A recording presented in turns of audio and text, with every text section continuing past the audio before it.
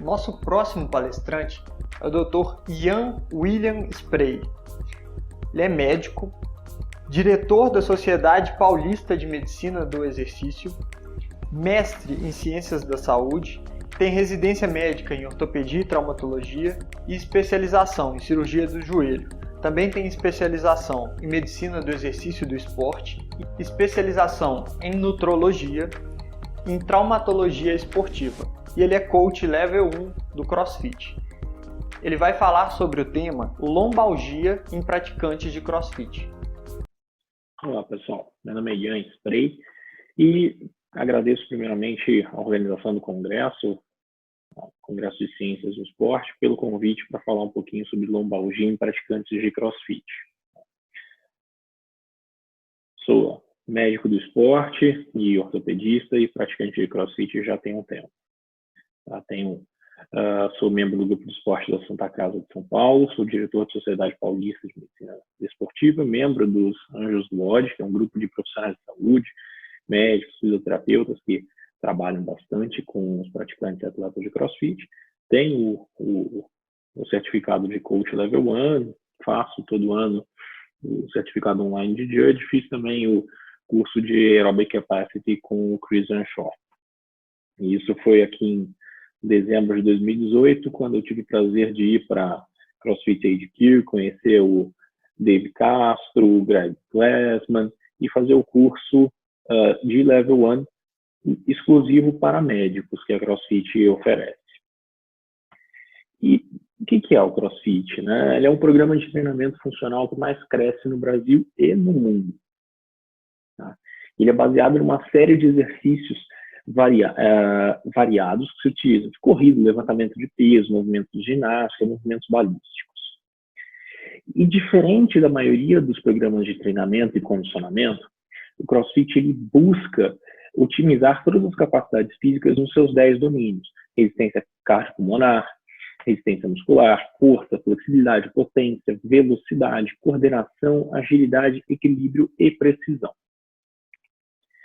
E o CrossFit é composto basicamente de 3 grandes grupos de exercícios: os exercícios ginásticos, aqueles realizados com peso corporal, o levantamento de peso, e os exercícios aeróbicos ou metabólicos. Os exercícios ginásticos, então, realizados com peso corporal, são o pull-up, a barra fixa, ou o chest to bar, o toe to bar, que é levar o pé até a barra, handstand push-up, que é a flexão parada de mão, e as subidas em argola ou na barra, que são os muscle-ups. Então, aqui um exemplo à esquerda de um chest to bar pull-up, levando o peito na barra, e um ring muscle-up à direita. Aqui um exemplo de handstand push-up, flexão parada de mão. E outro grande grupo é o grupo dos exercícios de levantamento de peso. O levantamento olímpico, né, que é o arranco ou o snatch, encaixa arremesso ou clean and jerk. E levantamento básico, que ele tem o agachamento e suas variações, o deadlift, né, ou o levantamento terra. No levantamento básico tem também o supino, mas acaba sendo muito pouco praticado no CrossFit. Então aqui um exemplo do meu coach fazendo um squat clean e um split jerk, né? Fazendo aqui um squat snatch. Então um snatch agachando além de 90 graus. O arranco. Além disso, do levantamento básico, temos o agachamento costas, né, o back squat, o agachamento frente, o front squat, e o deadlift, ou levantamento terra. Os exercícios aeróbicos ou metabólicos temos pulos na caixa, salto de corda, né, airbike, bicicleta ergométrica, o remo, corrida, natação, qualquer exercício que vá aumentar a sua frequência cardíaca vai ter um predomínio aeróbico, ele entra nesse grande grupo. E como que a gente organiza isso? O treinamento ele é realizado com esses movimentos funcionais, então movimentos do corpo inteiro, tá? Feito em alta intensidade e organizados num WOD, que é o Workout of the Day. E eles são combinados em rotinas de alta intensidade, executados de forma rápida, repetitiva, com tempo de recuperação limitado ou mínimo entre as séries, ou mesmo inexistente entre as séries, né? Muitas vezes o objetivo daquele WOD, daquele treino, é você terminar o mais rápido possível aquela tarefa que lhe foi dada. Ou, num determinado espaço de tempo, fazer o maior número de repetições daquela tarefa. Tá? Nós sabemos, tá? Isso é fato, que o CrossFit ele melhora a capacidade metabólica e o condicionamento físico em atletas de diversos níveis de preparo físico, tanto indivíduos sedentários quanto indivíduos treinados. Tá? Isso já tem bastante estudo, já tem bastante comprovação. Mesmo em indivíduos extremamente treinados, como foi feito esse estudo, nos primeiros estudos sobre o CrossFit, na verdade, o primeiro estudo publicado sobre o CrossFit foi feito com militares do exército norte-americano. E eles observaram que mesmo nesses indivíduos de altíssimo treinamento, o CrossFit melhorava o condicionamento e parâmetros de força e resistência muscular. Porém, existe a preocupação de que CrossFit causa lesão, CrossFit machuca, e até alguns anos atrás existiam poucos estudos sobre isso. Porém, um dos primeiros estudos falava de 73,5% dos praticantes sofrendo algum tipo de lesão. Tá? Esse estudo de 2013, de Hack, né, publicado no Strength and Conditioning Research, que é uma revista de bom nível, mas que foi já contestado até judicialmente. Tá? Que falava, então, de 73,5% de lesão. Então, porém, ainda assim, ele falava de 3,1 lesões a cada 1.000 horas de prática, o que não é muito, não é nada absurdo 3,1 lesões a cada 1.000 horas de prática. Né? Se a gente for comparar com esportes de contato, como futebol, handebol, basquete, você vai ter o dobro ou mesmo o triplo disso. No estudo seguinte, que foi de Weisenthal, que foi de 2014, eles avaliaram, então, né, de forma online, diversos praticantes em ginásios de CrossFit, em boxe e CrossFit em Nova York, em Rochester e na Filadélfia, né? E eles observaram que a taxa global de lesão era 19,4%, o que é pouco, não é algo muito expressivo. Tá? Então, 1/5 dos praticantes de um esporte terem algum tipo de lesão, isso você não considerando grave ou leve, não é nada de outro mundo. Tá? As lesões mais frequentes nesse estudo foram as lesões do ombro, principalmente em movimentos ginásticos, os pull-ups, as subidas em barra, muscle-ups, tá? E os exercícios e as lesões da coluna lombar foram mais frequentes no levantamento de peso. Tá? Então, aqui, o gráfico deles, aqui, ó, lower back, então coluna lombar, no powerlift foram 9 lesões. Tá? Então, no deadlift, no back squat, 9 lesões. Tá? Então, de todas as lesões avaliadas, 12 foram na coluna lombar, enquanto o ombro foram 21 lesões. Se você somar a coluna lombar, coluna torácica e cervical, você tem aí um número expressivo de lesões, perdendo, sim, ainda por as lesões do ombro. A maioria dos praticantes nesses estudos não relatavam nenhum tipo de lesão ou desconforto prévio na topografia que foi envolvida, e a incidência de lesão decresceu significativamente quanto maior foi o envolvimento dos treinadores, dos coaches, em corrigir a forma e execução dos exercícios. Tá? Isso é uma coisa muito importante, que é o coach chato. Aquele coach chato é o coach que gosta do aluno, que gosta do praticante. E o nosso estudo aqui, que eu tive o prazer de publicar, né, em 2016, não estou enganado, e foi até a minha tese de mestrado, e nós encontramos uma incidência global de lesões nos nossos praticantes de 31%, que não é algo nada muito absurdo. É muito parecido com esportes de movimentos semelhantes, então levantamento de peso, powerlifting, ginástica, as taxas são bem semelhantes. Comparando com outros esportes de condicionamento, também não encontramos muitas diferenças. Mas, se comparado com esportes de contato, como futebol, handebol, basquete, as taxas aí são o dobro. Então, este outro estudo aqui avaliou 247 atletas. Tá? E 34 referiam algum tipo de lesão. Vocês podem ver que tem um padrão. vai de 19% a 34%, não vai fugir muito disso. Não chega aquele 73,5% que tinha lá naquele primeiro estudo. Aquele estudo ele tem alguns vieses bem consideráveis, tanto é que ele já foi até retirado. Tá? E encontraram 2,7 lesões a cada 1.000 horas de prática. Tá? E aqui, em segundo lugar, aqui 2,71 lesões a cada 1.000 horas de prática, e em segundo lugar, novamente, a coluna, tá? perdendo para o ombro. O ombro é a articulação mais envolvida em lesões e dores da prática do CrossFit.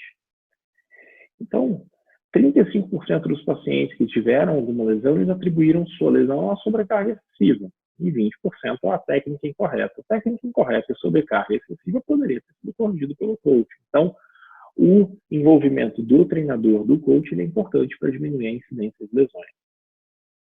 Neste estudo aqui, um estudo um pouco mais recente, de 2017, 449 atletas holandeses incluídos no trabalho, 15% deles com 15% de todas as lesões referidas, lesões da coluna lombar. Tá? Então aqui, lower back, perdendo apenas para ombro. Tá? Então ombro em primeiro lugar aqui, novamente, e coluna lombar em segundo.